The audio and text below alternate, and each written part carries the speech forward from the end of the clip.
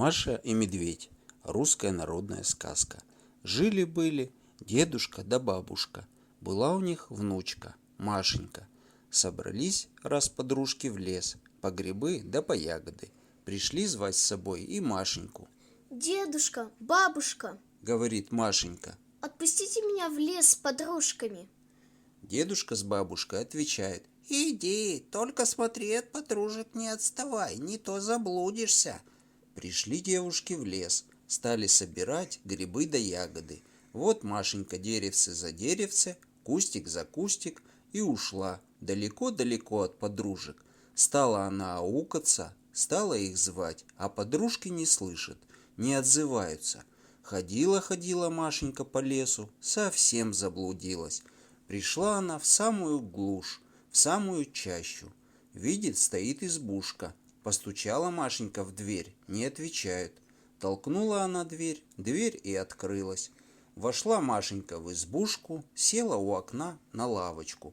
Села и думает. Кто же здесь живет? Почему никого не видно? А в той избушке жил большущий медведь. Только его тогда дома не было, он по лесу ходил.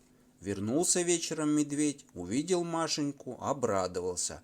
«Ага, — говорит, — теперь я не отпущу тебя, будешь у меня жить, будешь печку топить, будешь кашу варить, меня кашей кормить». Потужила Маша, погоревала, да ничего не поделаешь. Стала она жить у медведя в избушке. Медведь на целый день уйдет в лес, а Машеньки наказывает никуда без него из избушки не выходить. «А если уйдешь, — говорит, — все равно поймаю, и тогда уж съем». Стала Машенька думать, как ей от медведя убежать. Кругом лес, в какую сторону идти, не знает, спросить не у кого. Думала она, думала и придумала. Приходит раз медведь из лесу, а Машенька и говорит ему: «Медведь, медведь, отпусти меня на денек в деревню, я бабушке да дедушке гостинцев снесу». «Нет, — говорит медведь, — ты в лесу заблудишься, давай гостинцы, я их лучше сам отнесу». А Машеньке того и надо.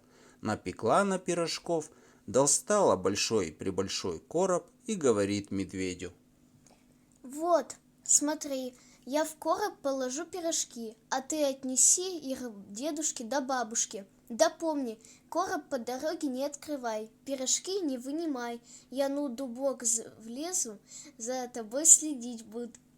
«Ладно, — отвечает медведь, — давай короб». Машенька и говорит: «Выйди на крылечко, посмотри, не идет ли дождик».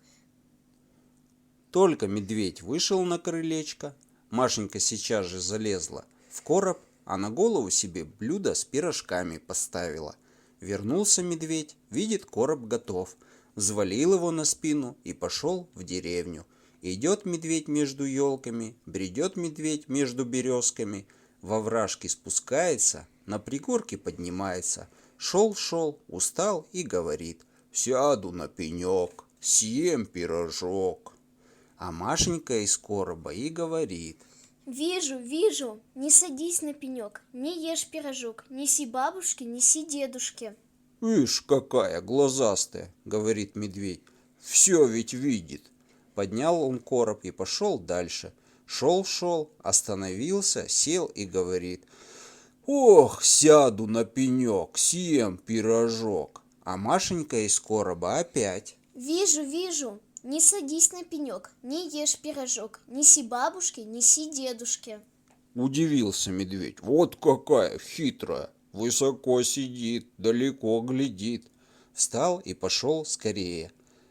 Пришел в деревню, нашел дом, где бабушка с дедушкой жили, и давай изо всех сил стучать в ворота.